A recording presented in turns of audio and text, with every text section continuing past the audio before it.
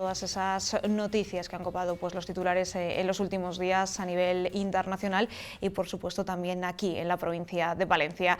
Y como siempre pues lo hacemos con los mejores tertulianos que nos acompañan ya aquí en nuestro plató. Javier Calaveras, muy buenas tardes, bienvenido. ¿Qué tal? Buenas tardes. Pues nosotros ya hemos empezado el debate ya hace un ratillo. Sí, ya llevan un rato. Así que nada, encantado de pasar la tarde y bueno, pues aquí con los compañeros, contigo Alba, y a disfrutar de la casa de todos. ¿Le afecta el cambio de hora?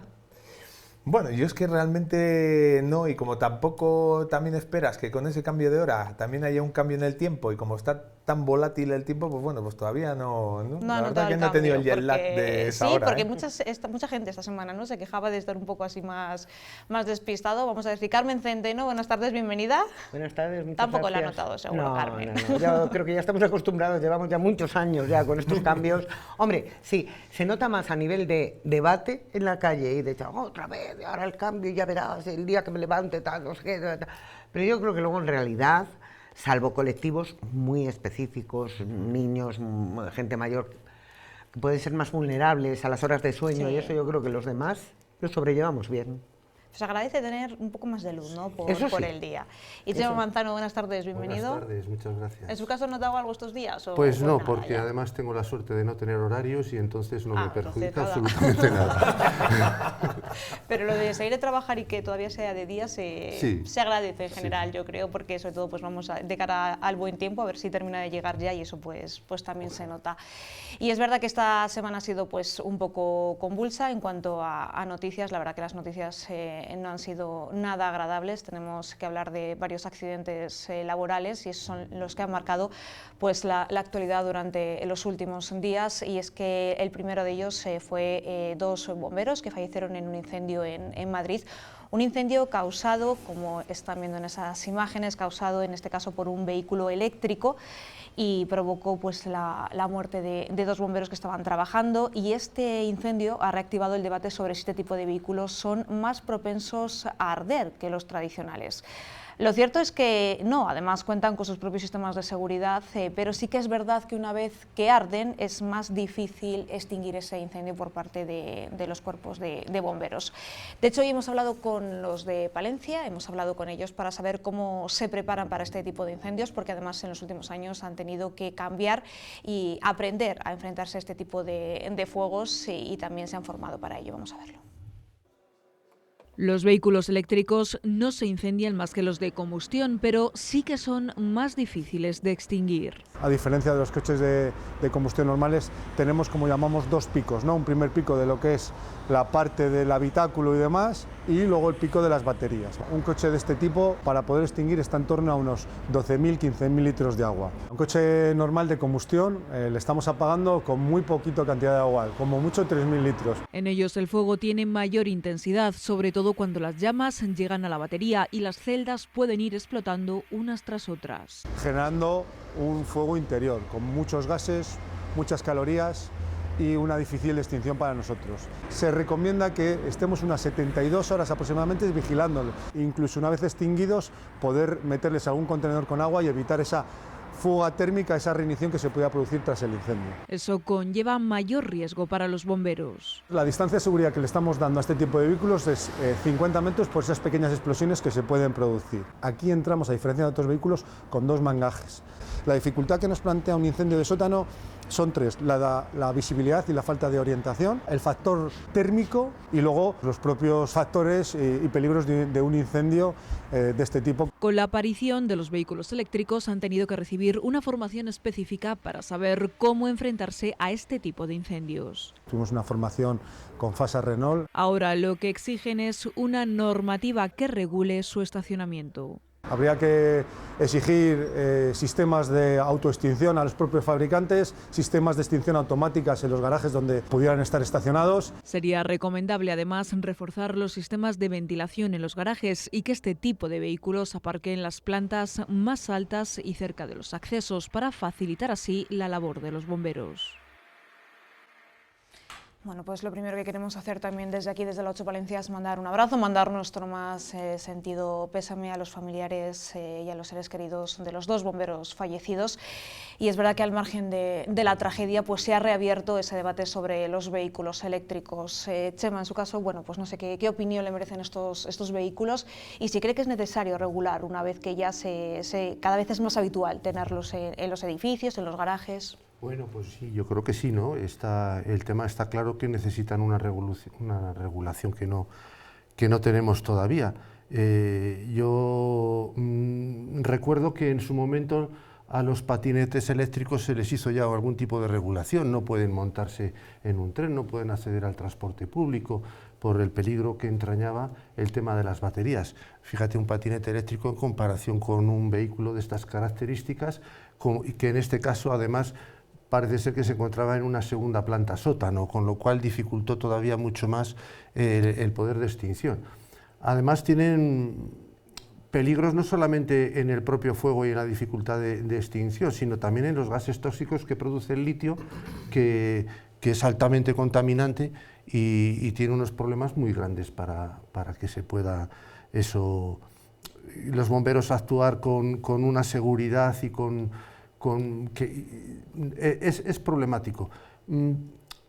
Todo esto tiene sus ventajas y sus inconvenientes. Ya sabemos las ventajas de los coches eléctricos, ya sabemos los inconvenientes. Ahora hablan de los coches de hidrógeno, que también el hidrógeno es altamente combustible y estos vehículos debería haber una normativa más dura o debían tener, como muy bien decía el profesional de los bomberos, unos sistemas de autoextinción de incendio, alguna cosa que pudiera venirles bien para esto, porque ya no es un caso solo, ya hemos oído en las noticias varios casos y en diferentes partes del mundo donde esto está ocurriendo. Si vamos hacia el coche eléctrico, es un tema que se debe resolver lo antes posible.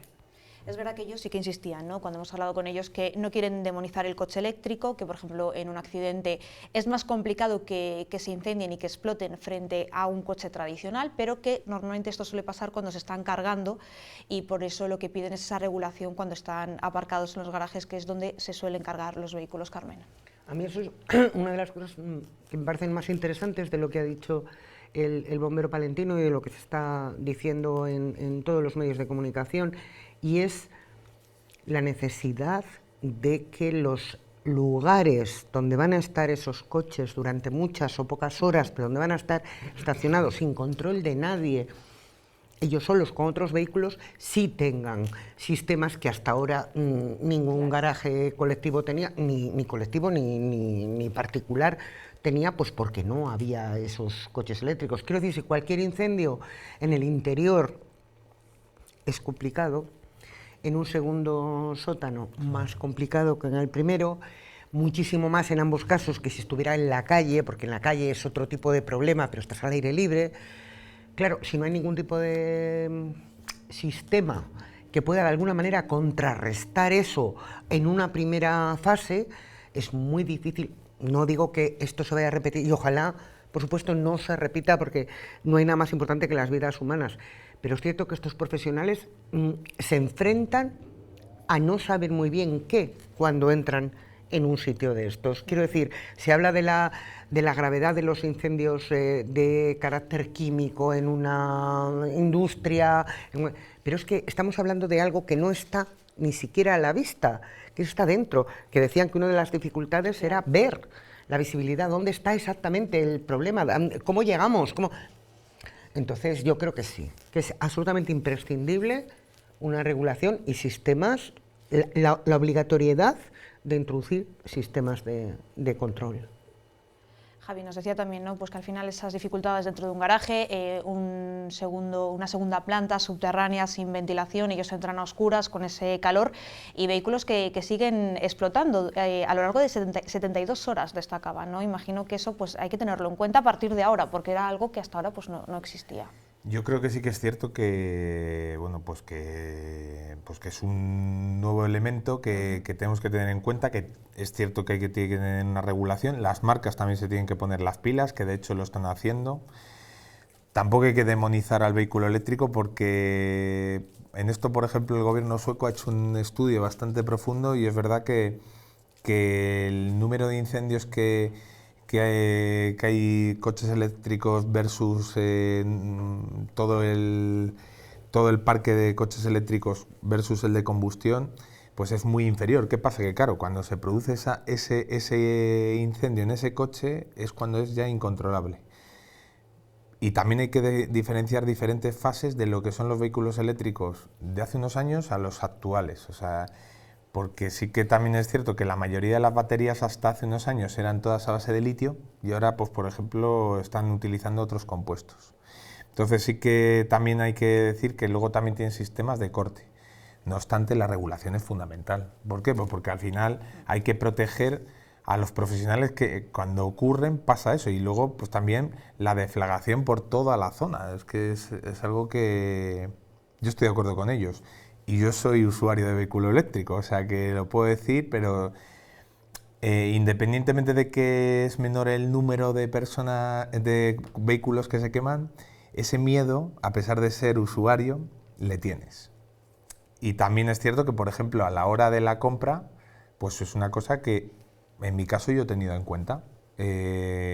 Bueno, el vehículo mío en principio pues tiene unos sistemas de seguridad que hace que en caso de incendio pues tenga cortes en diferentes partes del vehículo y les aísla. Fundamentalmente lo que intenta es un enfriamiento masivo de las celdas de la célula de carga. Entonces, bueno, pero cuando ese incendio ocurre, pues eso, una cosa es la teoría y otra cosa es la práctica. Entonces, pues bueno, yo estoy de acuerdo, hay que regularizarlo, porque además ocurre cuando están cargando, es verdad, porque es cuando mayor sobrecalentamiento tienen esos vehículos. ¿En su caso lo carga en un garaje particular o en uno comunitario? En uno particular. Particular. Lo que pasa es que también es cierto que yo, a pesar de que soy usuario, creo que hay mucho camino por recorrer. O sea, es muy bonito el ser ecologista, el decir que... Pero la realidad es que a día de hoy el vehículo eléctrico todavía está muy verde, porque tenemos capacidad para cargar todos los vehículos, luego tenemos capacidad para todas esas baterías que acaben su uso para que sean eliminadas de manera correcta sin contaminar el medio ambiente. ¿Cuánto cuesta fabricar una batería?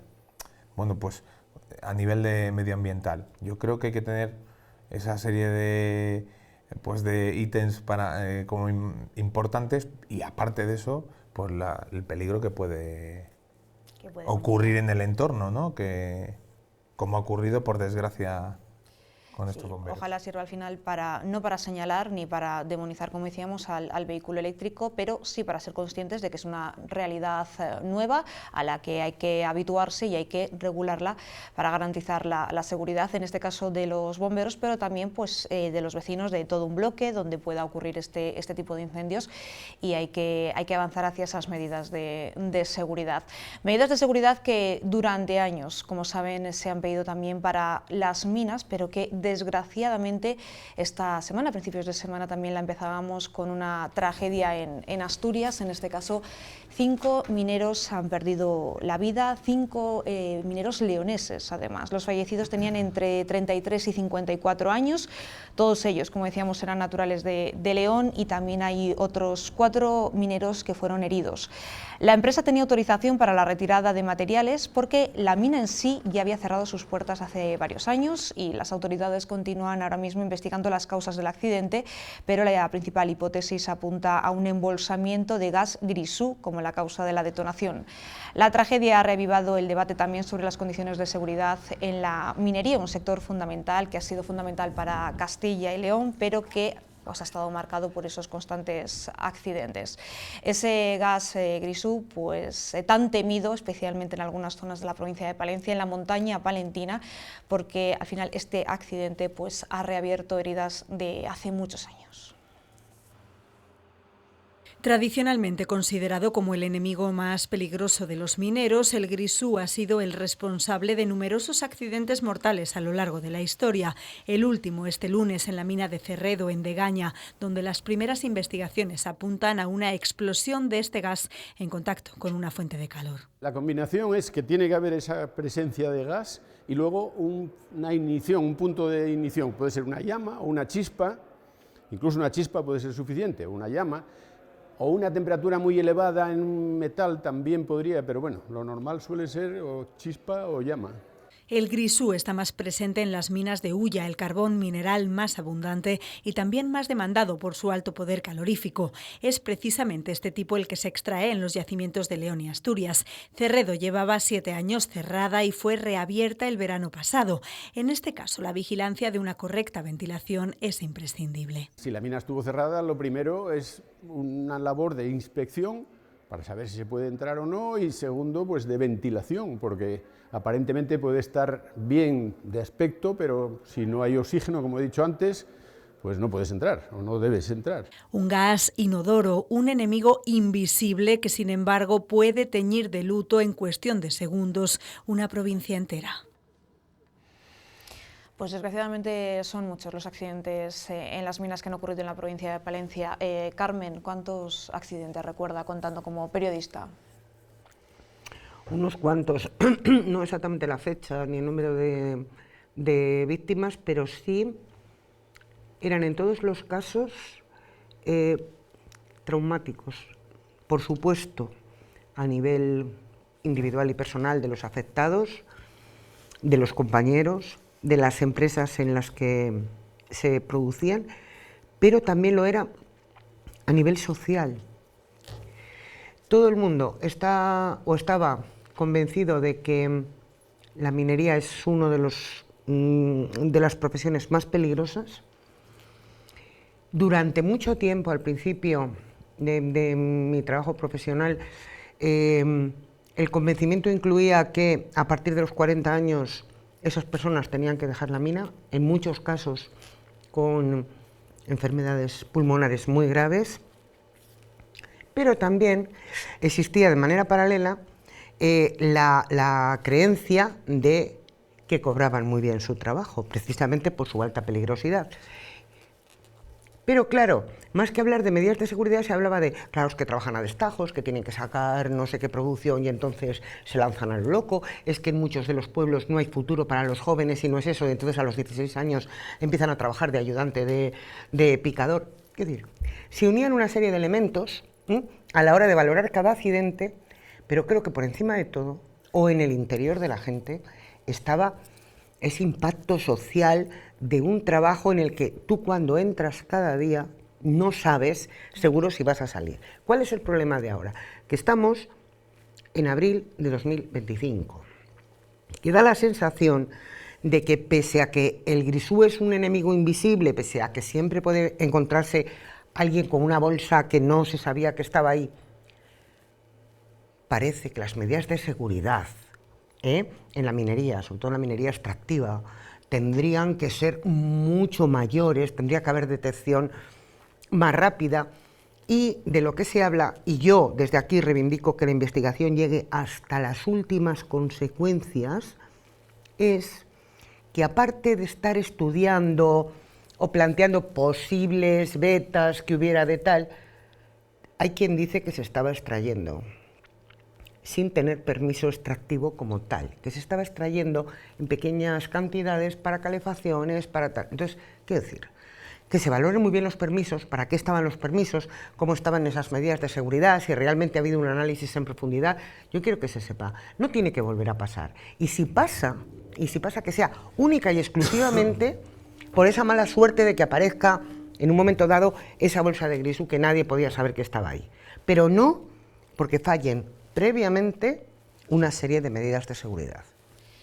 Yo recuerdo, además en Palencia, en la provincia de Palencia, ha habido muchas minas abiertas, están todas ya cerradas hace muchos años, pero sí que es verdad que además en Palencia estaba una de las minas más peligrosas de todo Castilla y León, y yo recuerdo a una vecina de Barlo de Santullán, que entrevisté hace unos años, que decía que todavía la temblaban las piernas al recordar el sonido de las sirenas cuando ella estaba en clase, porque eso significaba que había habido un accidente en las minas y que era muy habitual que sonara la sirena y no sabías a quién le había podido tocar y todo el mundo tenía a alguien dentro de la mina. Imagino que accidentes como este, ¿no, Chema? Pues también reavive un poco, ¿no?, ese dolor, ese sentimiento de los pueblos mineros. Pues sí, porque además es que estos pueblos mineros vivían prácticamente de la mina. Entonces, coincido con Carmen que a nivel social el impacto es grande porque prácticamente todo giraba en torno al carbón y en torno a la minería. Entonces, ¿quién no tenía un familiar en la mina? Desde luego el impacto social es grande, el impacto lo que se te queda dentro después de haber oído esa sirena o de haber visto los fallecidos y cómo se desgarran esas familias, pues es duro. Yo creo que coincido con Carmen en que los medios actualmente hacen prácticamente imposible, o parece que tendrían que hacer prácticamente imposible que ocurrieran estas cosas. Hay sistemas de medida del gas grisú, les hay a nivel individual, les hay de carácter colectivo, entonces parece ser que esto tendría que haberse detectado a tiempo y no entiendo por qué no había esos detectores, no han funcionado, esos grisúmetros no han funcionado como deberían haber funcionado. Es una mina especial, este tipo de mina, es una mina grande, es una mina donde entran camiones, no es la mina típica a la que estábamos acostumbrados, es de muy grandes dimensiones. Parece ser que algo raro se estaba haciendo allí porque no era una extracción normal de carbón para la que no tenían permisos todavía, parece ser que había proyectos de investigación para intentar sacar grafito. No sé en qué condiciones se estaba investigando y qué es lo que se estaba haciendo. Creo que ahora lo más importante es ayudar a las familias en la medida de lo posible. Esta mañana me informé a ver de cómo estaban los heridos, parece ser que los 4 que estaban ingresados evolucionan favorablemente, con lo cual es un detalle optimista dentro de la catástrofe y pedir por favor que las investigaciones lleguen hasta sus últimas consecuencias. Eso piden también los sindicatos, Javier. Bueno, yo creo que estoy de acuerdo con ellos y contigo, Alba, porque al final yo creo que la mina la recordamos como un medio próspero hace años, pero como un medio de terror también. O sea, yo recuerdo eso, lo que cuando veías las noticias y, bueno, pues de pequeñín y te impactaba, y claro, lo veías incluso lejos y en realidad lo tenías en el norte de Palencia. Yo creo que estamos en abril del 2025 y entonces efectivamente hay que aplicar todas las medidas de seguridad actuales y más en un momento en el que estamos retornando a ese tipo de materias primas, claro, y que queremos reutilizarlas en Europa. Entonces, bueno, yo creo que es muy importante eso. Ahora, que también que no se apliquen los costes-beneficios. Es decir, porque da la sensación de que estamos en las mismas.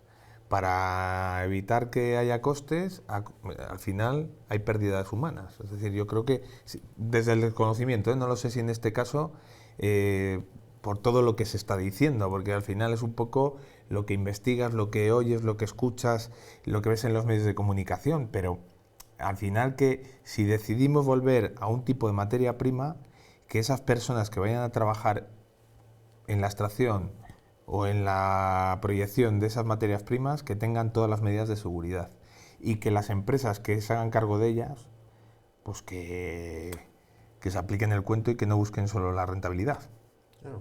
Porque a mí, por ejemplo, me parece que eso es bastante importante. Ya no solo hablábamos también, ahora también las minas de litio que iba a haber en Extremadura. Bueno, pues yo creo que esas desgracias no las queremos volver a vivir. Claro. Yo por eso pido que insisto, que se investigue, pero que se investigue a fondo, pero sin ese... A veces da la sensación, cuando se habla de investigación, de comisiones de investigación, de que se va, da la sensación de que nos la cogemos con papel de fumar, por favor, de que hasta aquí sí, pero luego ya no tocamos. Ay, es que parece que, claro, es que si tocamos esto, que es que era una vía de investigación abierta, a lo mejor frenamos y ya luego, a ver si es que ya no viene otra empresa que... No, señores, vamos a ver que ha habido 4 muertos, 5 muertos, 6 muertos, que podían haber sido 15, que hay 4 heridos. A ver, por favor, lo primero, la gente. Y luego, pues si no es tan rentable o se tarda más tiempo, que no quiere decir que no sea rentable, que muchas veces la investigación, el pasar un tiempo estudiando medidas de seguridad y posibilidades, lo que te garantiza es mayor rentabilidad. Eso sí, a más largo plazo, pero bueno, no vamos a poner el dinero como pantalla, lo primero, esa prisa que nos ha entrado a todos por recuperar minerales, por descubrir, a ver si debajo de mi casa hay tierras raras y así no tengo que pelearme con no sé dónde. A ver si...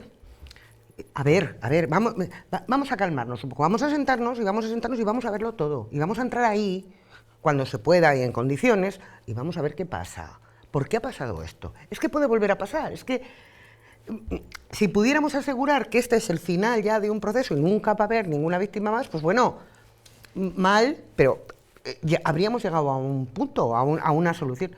Es que esto puede volver a pasar, claro. Lo que dice Javier es que además vamos hacia un mundo en el que estos minerales se van a explotar más, esas minas que estaban cerradas se van a intentar reabrir, se van a buscar nuevas fuentes de explotación minera y muchas más, yo creo que en el mundo en el que estamos hay los medios suficientes para garantizar la seguridad de las personas que allí trabajan, y yo creo que son lo suficientemente rentables como para que los empresarios dediquen lo que tengan que dedicar a seguridad, porque yo creo que es en lo primero que hay que invertir cuando se decide abrir una explotación de este tipo, que garantiza, estoy convencido, que garantiza unos buenos rendimientos económicos, si no, no lo harían.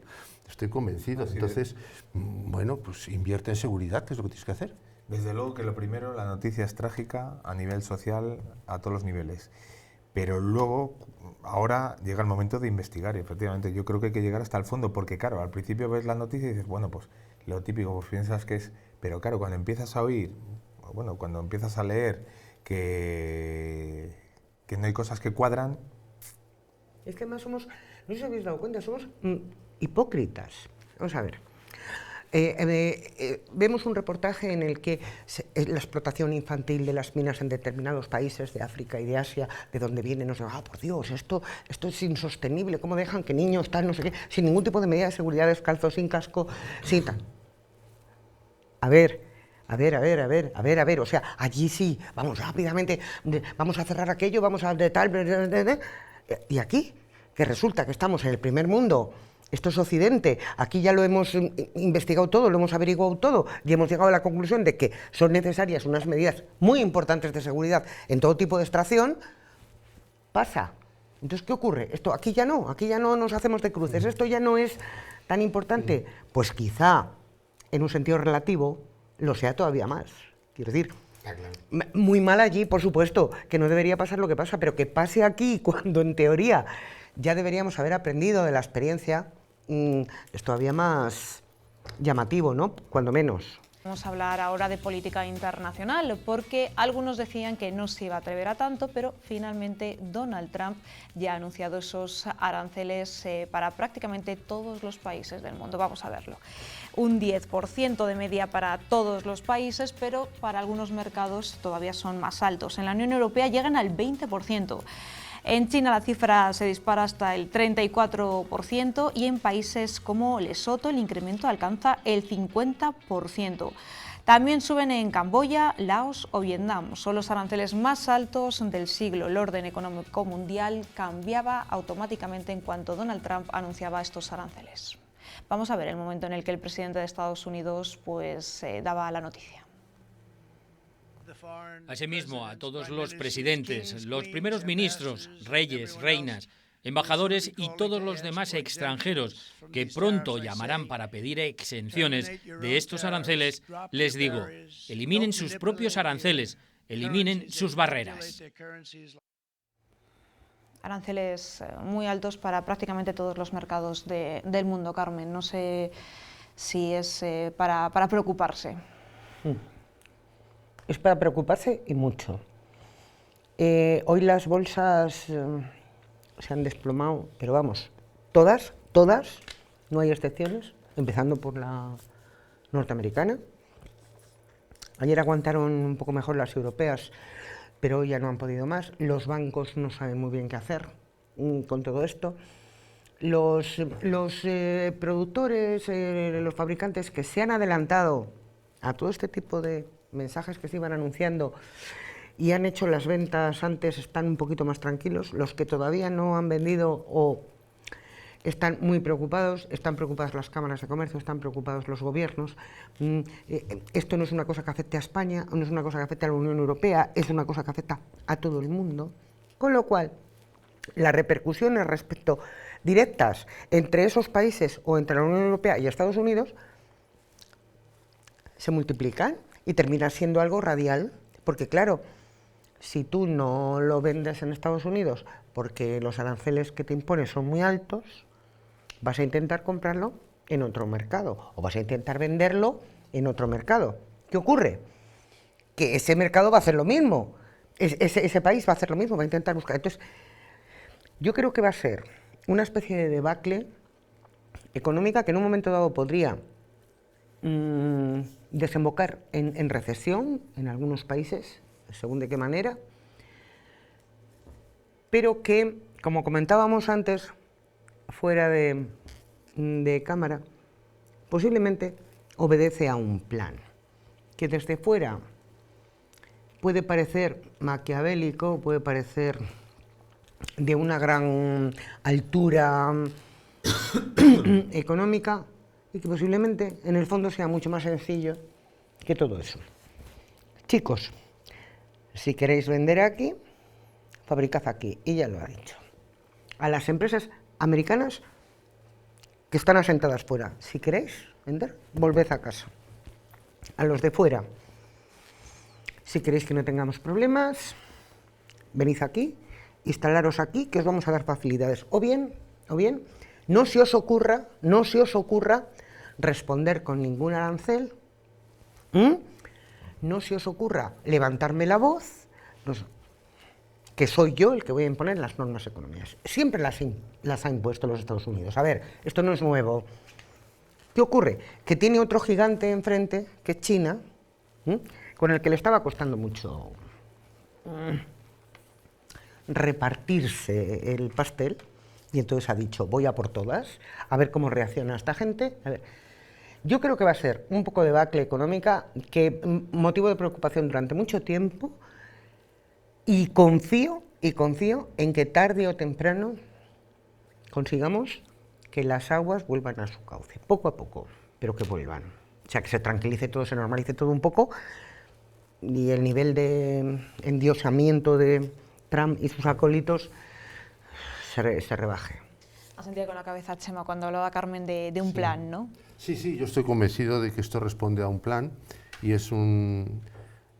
no sé si es buen jugador de mus él, pero esto para mí es una partida de mus en las que el órdago y el envido y tal funciona de esa manera, y a ver quién entra y quién no entra en el juego. Hablamos mucho de aranceles y se nos olvida, yo no conozco muy bien ni en profundidad temas de macroeconomía, pero lo que está claro es que esto cambia, va a cambiar, y también tengo claro que no podía seguir como estaba funcionando en algunos aspectos. Estaba esta mañana echando un vistazo las importaciones, por ejemplo, europeas de Estados Unidos, y yo esta mañana me he sorprendido cuando he visto que en la última década el 44% aumentaron las exportaciones de Estados Unidos, las exportaciones europeas hacia Estados Unidos. Con lo cual la dependencia de Estados Unidos de la Unión Europea cada vez era mayor. El año pasado, en el 2023, de 150.000 euros de déficit entre Europa y Estados Unidos, hemos pasado en el 24 a 235.000 euros. Eso es algo que tarde o temprano Estados Unidos iba a cortar, de alguna manera. Los aranceles nos vienen bien, yo creo que no vienen bien a nadie. No nos vienen bien a nosotros, a los europeos, no les vienen bien a los norteamericanos, y al final lo paga la población, porque este incremento en los precios, al que le va a venir bien es al gobierno norteamericano, que va a tener unos ingresos extra que va a pagar su población. Entonces, yo creo que hay un conglomerado de cosas que está claro que el comercio a nivel mundial necesita una reorganización, y que tenemos que diversificar, que no podemos crear tanta dependencia, no solamente ya en el tema económico. Estábamos hablando hace unos días, veíamos noticias en la televisión con el tema militar, la dependencia que tenemos todos también en la OTAN de Estados Unidos, y claro, ellos están gastando un 3,5%, casi un 4% de su Producto Interior Bruto en medios militares, y nosotros no llegamos al 2% en España. Entonces, depender siempre del papá tampoco puede ser. Estoy en contra de los aranceles, estoy en contra de este señor que me parece un prepotente porque puede, en cierta manera.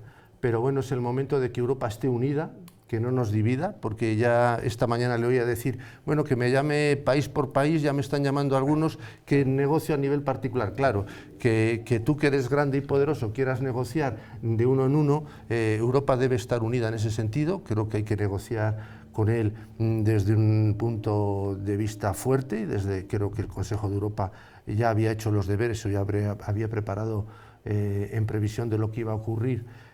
Tiene ya unas medidas que en los próximos días veremos cómo se desarrollan y cómo se implementan, y bueno, creo que se irá apagando el fuego poquito a poco en la medida de lo posible, o quiero ser optimista en esto, pero que hay una reorganización, va a haber una reorganización, es que no quedaba más remedio, tenía que haberla tarde o temprano.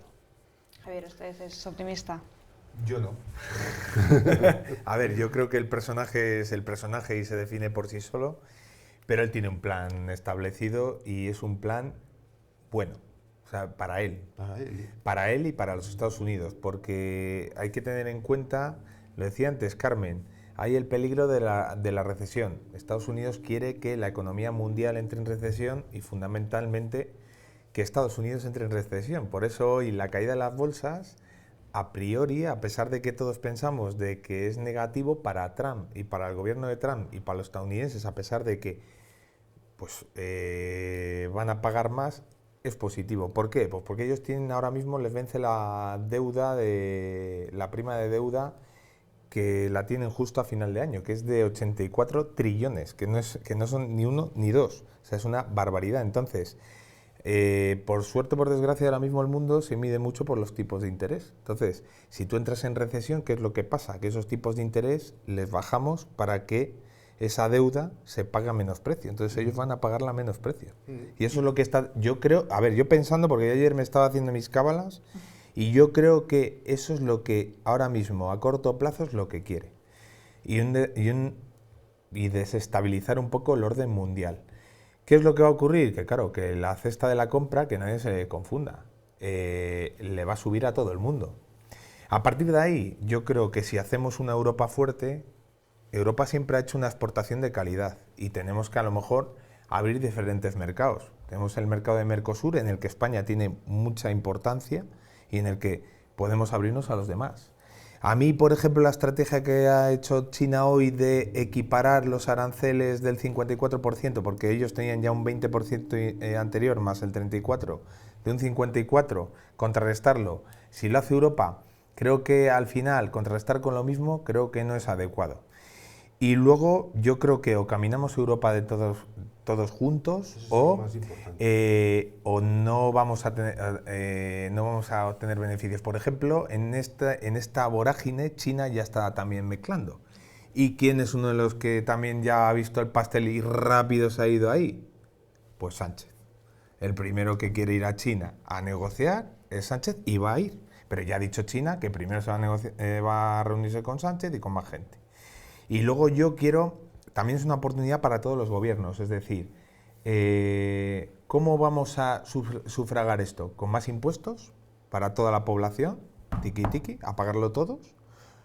Porque ayer, por ejemplo, se anuncia un plan súper guay en España, 14.000 pavos, 14.000 millones de euros, pero te pones a desgranar los 14.000 millones de euros y resulta que 8.000 son fondos ICO, que son a devolver, y los otros 6.000 son planes europeos que Europa todavía no ha determinado, con lo cual, ¿qué es lo que, o sea, las empresas españolas, qué van a hacer?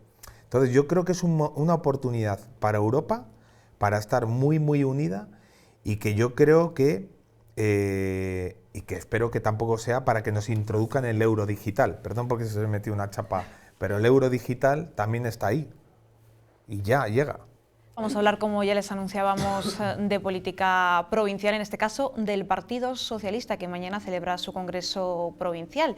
Y lo van a ver, lo contaremos también con detalles. Ahí están viendo a Míriam Andrés, porque después de 13 años liderando el partido en la provincia, mañana va a revalidar su liderazgo hasta 2029. Ella va a afrontar su cuarto mandato como secretaria general del PSOE en la provincia y será la única candidata que se presente a liderar el Partido Socialista en Valencia. Pues además les tengo que pedir brevedad a nuestros contertulios en este tema. Javier, no sé cómo ve la situación del Partido Socialista en Palencia y si lo va a tener más o menos complicado, Miriam, en esta nueva etapa. Bueno, yo creo que lo va a tener complicado porque al final ahora mismo estamos en una situación de política de pactos, entonces pues bueno, pues al final yo creo que la influencia central de Sánchez pues le va a hacer que que tenga una época más difícil de la que a lo mejor de por sí tendría ella por sus méritos y por lo que ha conseguido para la ciudad. Entonces yo creo que muchas veces sí que es verdad que en la política local pensamos en la nacional. Entonces, bueno, pues por eso creo, o sea, básicamente, porque sobre todo por esa política de pactos y porque pensamos más en clave nacional que en clave local, me refiero al votante. Luego Miriam entiendo que quiera luchar por su ciudad y en determinados momentos de esta legislatura lo ha hecho enfrentándose, por ejemplo, a Óscar Puente con el tema de Adif, por ejemplo, que no creo que sea sencillo. Carmen, ¿cómo cree que Miriam afronta este nuevo liderazgo al frente del PSOE? Yo creo que lo ha ido sobrellevando hasta ahora. Si en este momento que hablábamos, momento de pactos, si a nivel nacional se está llegando a la conclusión de que o los dos grandes partidos nos ponemos de acuerdo en cosas muy importantes o esto se va a pique, si no levanta demasiado la voz, que no digo que vaya a decir a todos sí. Además no se caracteriza Miriam precisamente por eso. Pero por eso digo, si a nivel nacional, como los partidos políticos están demasiado centralizados en la cúspide, si a nivel nacional se llega a pactos con los que puedes no estar de acuerdo, pero diciéndolo en un tono normal, sin enfrentarte del todo al lobo, yo creo que es posible que sobreviva. La primera vez consiguió el cargo con el 96% de los votos, el 96% del apoyo de la militancia. Mañana vuelve a ser la única candidata, Chema. Sí, bueno, yo creo que es la única candidata, tiene el apoyo del partido en Palencia, yo creo que tiene el apoyo del partido a nivel regional también, lo demostraron en enero, febrero me parece que fue cuando tuvieron a nivel regional su congreso, y yo creo que en Palencia, de lo que yo conozco, tiene un liderazgo indiscutible. No cabe duda que esa política de pactos la va a obligar a trabajar con otros partidos. Los presupuestos les ha conseguido sacar en estos días gracias a Vamos Palencia. Creo que las negociaciones han sido duras, pero bueno, ahí se ha salvado la situación. Yo creo que a Palencia la viene bien cierta estabilidad. Ella lo ha intentado en la medida de lo posible. Creo que ha sido más problemático para otros partidos como Vamos Palencia, que ha tenido más dificultades en el gobierno municipal que lo que ha tenido ella hasta ahora. Y bueno, pues vamos a ver lo que hace en los próximos días, en los próximos años, que la quedan todavía. Hasta 2029 va a seguir al frente del que PSOE. se note lo que le queda por hacer todavía, que es bastante. Y esa experiencia que también tiene al frente del partido. Y antes de terminar, ya les decimos que les adelantamos que la próxima semana pues les daremos cuenta de todos esos detalles de ese congreso del Partido Socialista en Palencia, que se celebra mañana sábado en Barrolo de Santullán. Pero antes de despedirnos, pues vamos a escuchar a Javier, que además creo que tiene algo que contarles. Nada, pues yo animo a la gente que mañana se acerquen a Herrera de Pisuerga, que a las 8:30 vamos a tener el segundo pregón de Semana Santa y luego vamos a hacer una procesión muy bonita con un paso que es el Nazareno, que no sale a hombros desde más de 30 años y bueno, vamos a contar con hermanos nazarenos, con hermanos de la Sentencia y con la banda de la Trinidad. Así que yo creo que al menos merece la pena para que la gente se acerque y bueno, pues viva un momento diferente de recogimiento y calentar motores ya para Semana Santa. Sí, ya Javier. Estamos calentando motores. Ya se nota, ¿no? 8:30 de la tarde en Herrera de Pisuerga, ¿verdad? A ver si el tiempo acompaña y deja la lluvia celebrar esa procesión. Ahí queda la invitación para todos ustedes que nos están viendo. Pues Javier, Carmen y Chema, muchísimas gracias por haber estado un viernes más con nosotros. Muchísimas gracias por venir. Y a todos ustedes también desde sus casas por habernos acompañado un viernes más en la tertulia de la 8 Palencia. Nos despedimos, no hay tiempo para más, pero volvemos el próximo viernes. Disfruten del fin de semana y cuídense.